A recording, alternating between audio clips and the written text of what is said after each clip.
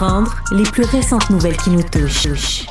Alors, Audrey, les vacances de la construction sont officiellement terminées, mais cette année, ça vient avec un bilan catastrophique sur nos routes. Vraiment, et ça inquiète énormément les experts, ça préoccupe les experts parce que c'est un des pires bilans des 5 dernières années, Alexandre, là, selon une compilation de nos collègues du journal, parce qu'il faut savoir que le bilan de la Sûreté du Québec va être fait plus tard cette semaine, mais nos collègues du journal, chaque année, répertorient les accidents sur les routes pendant les vacances de la construction. On est à 35 personnes qui ont perdu la vie pendant les 2 semaines de la construction. C'est énorme. 25 décès en 12 jours seulement. Il y en a eu d'autres au cours de la fin de semaine, dont cette tragédie samedi soir dernier à Saint-Luc-de-Bellechasse. Un homme dans la trentaine, 3 enfants de moins de 10 ans qui ont perdu la vie. On n'a pas encore de détails sur ce qui s'est passé. Il y a une femme aussi qui a perdu la vie, plusieurs autres blessés dans une collision violente là, impliquant 3 véhicules à Cowansville. On pense que ce bilan-là pourrait peut-être même s'alourdir encore dans les prochaines semaines parce que cette année, les Québécois ont choisi le Québec, donc il y a plus de véhicules sur les routes. Alors évidemment, on appelle à la prudence et bilan officiel de la Sûreté du Québec là, plus tard cette semaine. Oui, il y a plus de véhicules, mais il y a plus de comportements complètement irresponsables sur nos routes. Je ne sais pas vous autres, là, mais moi, je fais énormément de routes pour le travail et c'est rare un trajet qui se passe sans que je me dis on check le sans dessin. Qu'est-ce qu'il est en train de faire là? Que ce soit de la rage au volant, que ce soit un comportement complètement irresponsable. Les distractions au volant, c'est une vraie plaie, sincèrement. On le sent, hein? On le sait quand la personne est en train d'envoyer un texto. Ben oui, totalement. Puis, revenons sur cette tragédie de la fin de semaine. C'est terrible, il faut avoir une pensée pour les proches, la famille de ces enfants-là. Mais les images étaient très dures à voir. Le véhicule, là, il est encastré dans l'arbre. Là. Puis on ne sait pas pourquoi. Qu'est-ce qui s'est passé non plus? Pourquoi le véhicule s'est retrouvé là encore? C'est l'enquête qui va le déterminer. Mais tu t'encasses pas d'un arbre à 40 km/h. Là. Souvent, on va se le dire. Il y a souvent, de manière générale, attendons, soyons prudents dans ce cas-ci, mais quand c'est des accidents avec vitesse extrême, quand c'est des accidents avec... Moi, je vous le dis, là, la rage au volant en 2025, là, c'est un vrai fléau. Et malheureusement, souvent, on aura beau faire de la sensibilisation, puis des fois, il y a des campagnes un peu nunuches là, de la SAAQ là, sur la prudence au volant. Mais souvent, malheureusement, il y en a qui comprennent uniquement par des sanctions plus graves. Et parfois, les sanctions plus graves ne viennent pas toujours. Mais c'est un bilan vraiment terrible. Là. Puis, avant qu'on se quitte, la dernière fois qu'on s'est parlé, je vous disais, honnêtement, je crains le bilan qu'on va annoncer au retour là, de la fin de semaine. Et c'est exactement le scénario catastrophique qu'on est en train de vivre. Et ça ne fait qu'augmenter. Là. C'est sûr qu'en 2020, on avait eu un bilan, on avait eu un creux dans le bilan. Il y avait eu 9 décès. C'est en pandémie. Les gens se déplaçaient moins. Après ça, c'était 11, 13, 24, 18. Et là, on est à 35. Non, il s'est passé quelque chose. Là. Il s'est passé quelque chose sur nos routes. Là. L'impatience aussi. Les gens sont plus pressés. Moi, je vois régulièrement des gens qui zigzaguent sur l'autoroute entre les voies pour aller plus vite, dépasser tout le monde. C'est dangereux. Faut vraiment être prudent. Puis tu parlais des campagnes aussi, je trouve, de la SAAQ. Parfois, en voyant ces campagnes-là, c'est un petit rappel. Fait que je pense que c'est nécessaire de le faire régulièrement pour que les gens, justement, se souviennent, ne serait-ce que quelques jours. Après ça, on recommence. Mais c'est un rappel pour la prudence. Un mot maintenant sur l'état des négociations entre le Canada et les États-Unis. Bon, on sait que la date du 1er août est arrivée, avec des tarifs de 35 n'a pas eu d'entente entre les deux pays. Par contre, il pourrait y avoir un appel entre Mark Carney et le président Trump. Oui, effectivement. Le ministre Dominique Leblanc, qui lui était à Washington pour tenter de trouver un accord, il dit qu'il y a une entente qui est toujours possible avec Donald Trump. Il y a un entretien entre le président américain et Mark Carney qui est prévu au cours des prochains jours. On n'a pas trop de détails là-dessus. En attendant, il y a les ministres François-Philippe Champagne et Anita Anand qui vont se rendre au Mexique cette semaine pour des réunions bilatérales avec des responsables. On parle de 2 jours de discussion à partir de demain qui vont porter sur le commerce, sur les relations plus larges entre les deux pays.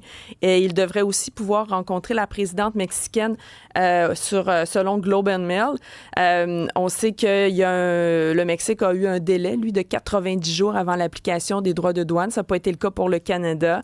Est-ce que c'est possible encore de signer un accord sans tarif pour faire lever complètement les droits de douane? Plusieurs experts en doutent, là, mais en tout cas, il y a encore un accord possible selon le ministre Leblanc. On verra ce que ça va donner au cours des prochains jours. Un accord possible, oui. Quand ça, c'est la grande question qui est en suspens. Maintenant, est-ce qu'un accord est possible pour qu'il y ait carrément plus de tarifs? Moi, je pense pas. Je pense que ça va être la nouvelle normalité. Et dans ce contexte-là, c'est d'autant plus important de diversifier nos partenaires commerciaux et de renforcer le lien avec le Mexique. Parce que, tu sais, on est trois dans cet accord commercial. Il y a nous, il y a les États-Unis et le Mexique, qui est un gros marché. Et quand l'accord même, qui doit être renégocié sous peu, d'ailleurs. Absolument. Puis le Donald va nous attendre avec une brique et un fanal pour être sûr de ça. Et dans le cas du Mexique, c'est tellement ironique que le Mexique ait réussi à obtenir un délai de 90 jours, alors que, soi-disant, là, tu sais, ce qui motive la décision du président américain, c'est le fentanyl. Ça rentre à pelleté par la frontière sud. Le Mexique obtient un délai de 90 jours. Et nous, au nord, on a eu le tsar du fentanyl. On a fait un show de boucan. Vous vous souvenez, là, il y a quelques mois à peine, là, on avait chaîné les hélicoptères comme il faut. Là, on avait montré, regardez, M. Trump, on a des beaux hélicoptères, on patrouille la frontière. C'est 1%. Ah, c'est 1%. Mais c'est un vrai fléau, selon le président américain. Ça rentre là, par le nord, là, sans bon sens, semble-t-il, dans son esprit. Et nous, on nous a mis des tarifs de 35% sur la gueule. Maintenant, il vaut mieux être patient dans ce dossier-là, quant à moi, plutôt que de se mettre à genoux comme l'Union européenne. Et ne veut pas d'accord qu'un mauvais accord. Ben oui, que d'être pris avec un mauvais deal, puis après ça, d'avoir toutes sortes de frustrations à l'interne. Tu sais, la même situation aurait pu se produire ici aussi. Là. Imaginez la situation où Mark Carney panique là, et se dépêche à signer un accord avec les États-Unis dans le but là, de minimiser un peu les effets de ces tarifs-là. Ben, faisons un parallèle avec ce qui s'est passé avec l'Union européenne. L'Union européenne, dans l'esprit de plusieurs, et j'en suis, s'est mis à genoux face aux Américains. Les Américains n'ont rien concédé à l'Union européenne. Sincèrement, l'Union européenne là, a accepté des tarifs de 15%, a pris des engagements importants au niveau des investissements financiers en sol américain. Quand on additionne tout ça, on est à peu près au-delà d'1 milliard. OK, bon. Et après ça, tout le monde déchire sa chemise.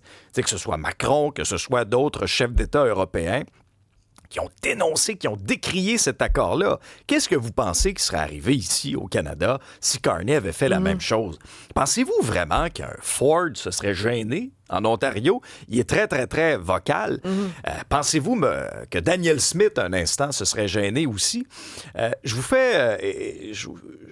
c'est un sujet qui est sensible, qui fait réagir au 187 Cube Radio. D'ailleurs, il y a Alex de Montréal, si vous pouvez me remettre peut-être le commentaire à l'écran, qui dit « Mark Carney a été élu pour contrer les tarifs. Il est un échec total. » Je comprends l'argument d'Alex, parce que là où le bas blesse, dans mon esprit, c'est là le gros point d'interrogation aussi, c'est est-ce qu'il y aura des conséquences politiques envers Mark Carney? Disons, peut-être pas à court terme, mais disons à moyen-long terme. Si, je sais pas, tu sais, l'automne, la session parlementaire reprend, puis on n'a toujours pas d'entente avec les États-Unis. Là, il va y avoir un peu plus de pression. Les oppositions, en ce moment, je trouve qu'elles sont désorganisées ou complètement absentes ou très polies dans ce dossier-là. Et peut-être que dans l'esprit de certains Canadiens, il y en a comme Alex qui vont se dire « T'as une minute, là. Là, ton argument principal lors de la dernière campagne électorale était « Je suis l'adulte dans la pièce, je suis la personne qui est la mieux placée pour négocier avec le Donald. » Et il n'y a pas d'entente. Oui. Alors ça se peut qu'on l'entende de plus en plus. Mais peut-être qu'il y a une espèce de période tampon parce que les gens savent que c'est pas facile de négocier avec Donald Trump. C'est un jeu d'équilibriste aussi pour pas se le mettre à dos complètement puis essayer de garder une porte ouverte. C'est compliqué. Ce qui est un petit peu susceptible. Oui, président américain. Juste un petit peu spoilé. Give me a break. Oui, ça c'est You're clair. fired. I'm fired. Je vais me rendre jusqu'à 8. Je vais me rendre jusqu'à 9 heures, si ça vous dérange pas, Monsieur le Président. Parallèlement à tout ça, en politique provinciale, c'était le vote par anticipation dans Arthabasca. Hier, et ça se poursuit aujourd'hui également jusqu'à 20 h. Oui. Les bureaux de vote vont ouvrir autour de 9h, 9h30 ce matin. Il y a les 5 principaux candidats. Vous avez quelqu'un de la CAQ, du PQ, du Parti conservateur, Éric Duhaime, dans ce cas-ci, Lévesque, Alex Boissonneau du PQ, Kevin Brasseur de la CAQ, Pascal Fortin de Québec solidaire, Chantal Marchand du Parti libéral du Québec. Ce sont 10 candidats au total qui se présentent dans cette circonscription-là. C'est en raison du départ d'Éric Lefebvre, l'ex-député de la CAQ. C'est ce qui force la tenue de cette partielle-là.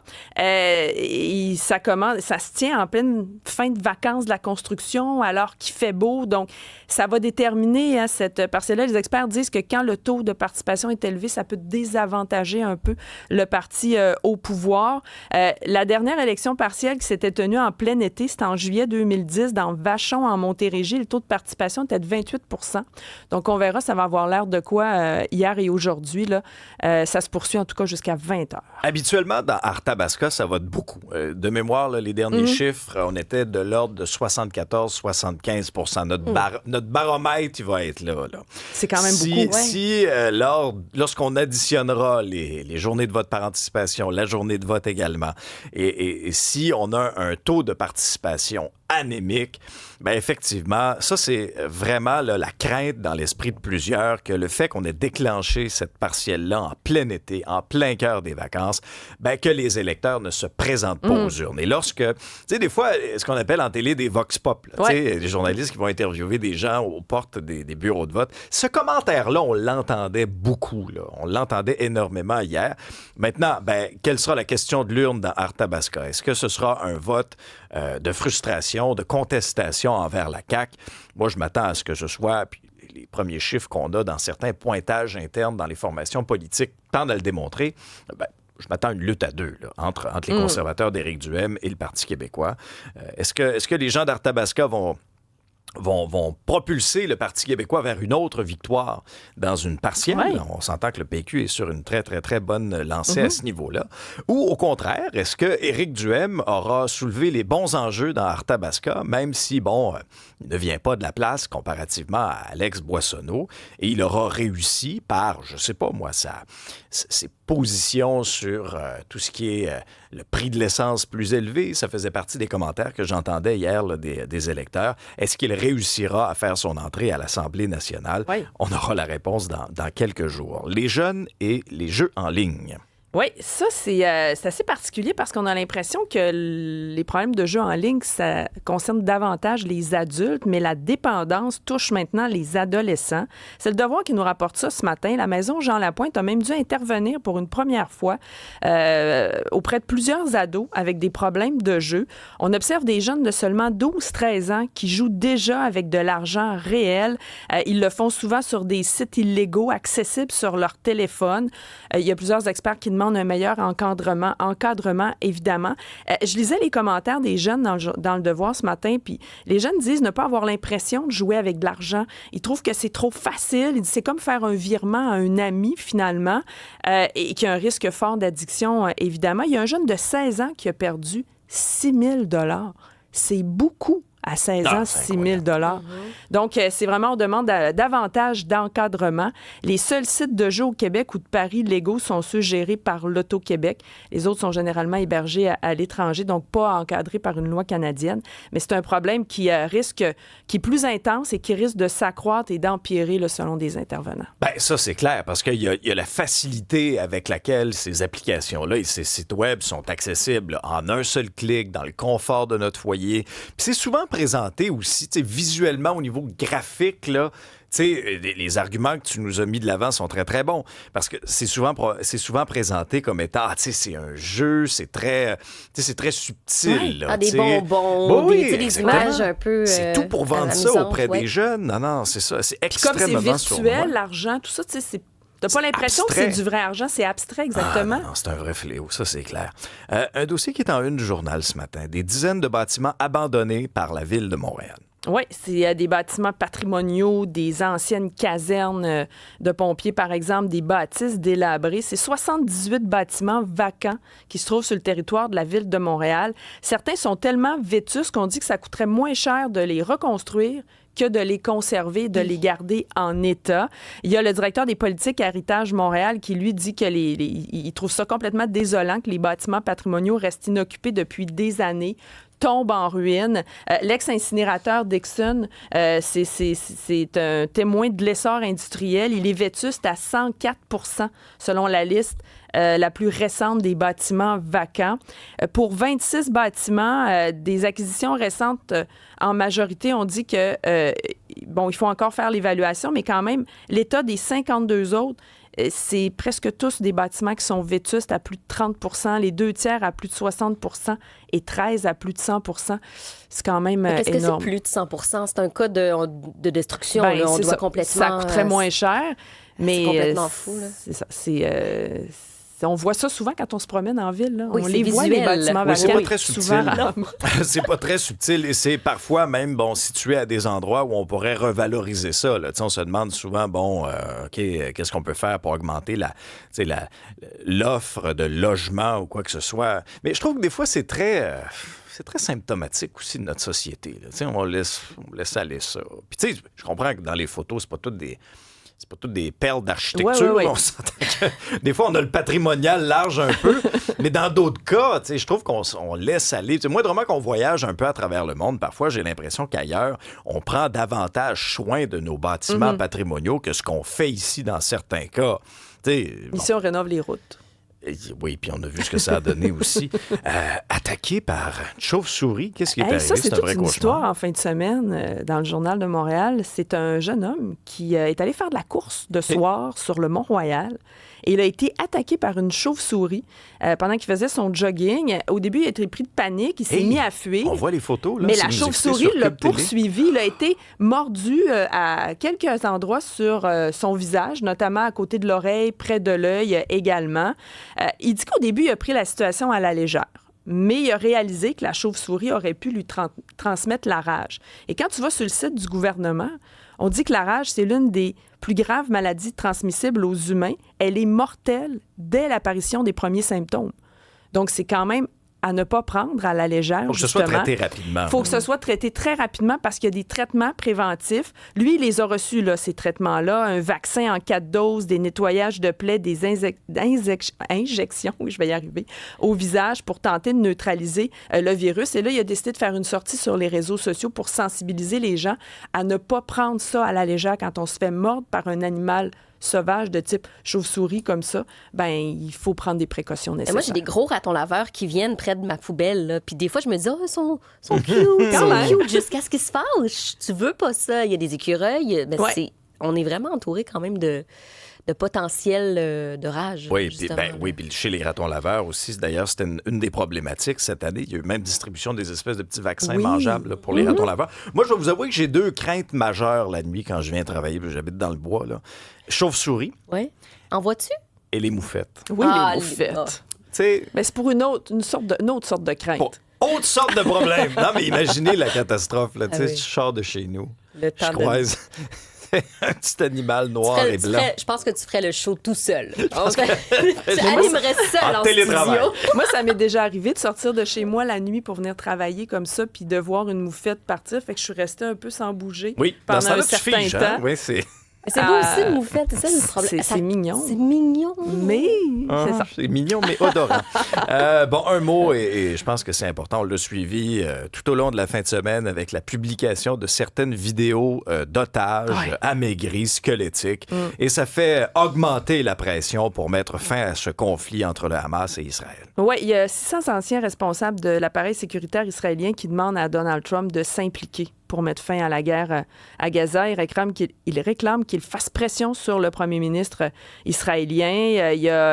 C'est une lettre ouverte, en fait, qu'ils ont signée. Il y a beaucoup de militaires, des diplomates, des anciens patrons du Mossad. Et sur le terrain, Israël poursuit son offensive pendant ce temps-là. Le Hamas dit que la guerre a fait jusqu'ici plus de 60 000 morts chez les Palestiniens. Le Conseil de sécurité de l'ONU va tenir demain une réunion d'urgence sur la question des otages à Gaza, d'ailleurs. Anne-André, résume-nous ce spectacle d'Olivia Rodrigo. On attendait The Killers, Tyler, The Creator, mais surtout Olivia Rodrigo.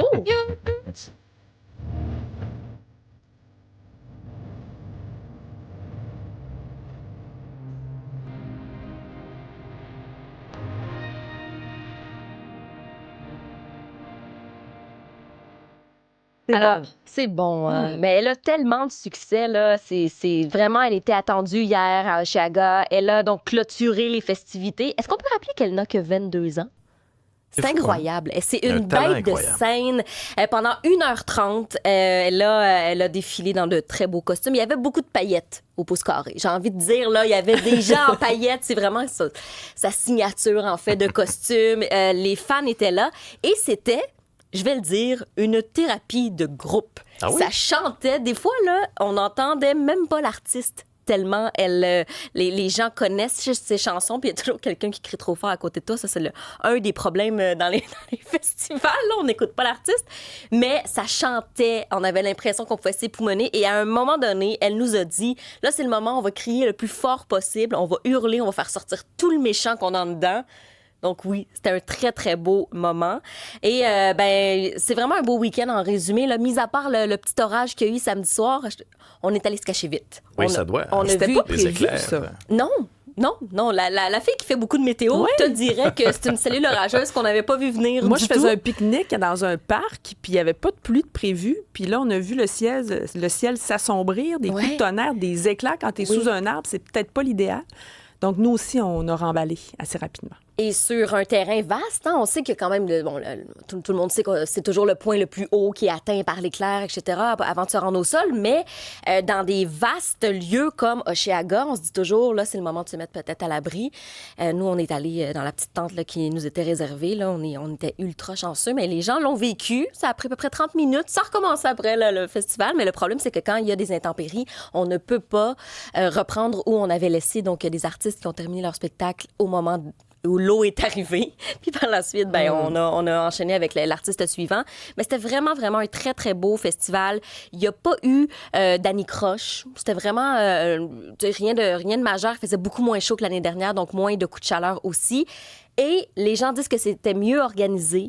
On avait remanié un petit peu le site. C'était plus facile pour marcher. Et je suis d'accord. Je pense que ça sera à conserver peut-être cette formule-là pour l'année prochaine, alors qu'on nous a dit dans tout ce qui est résumé, là, on nous a fait un beau résumé du week-end. On nous a dit du côté des organisateurs qu'on connaît déjà 3 gros noms pour l'année prochaine qui vont être annoncés sous peu. Mystère.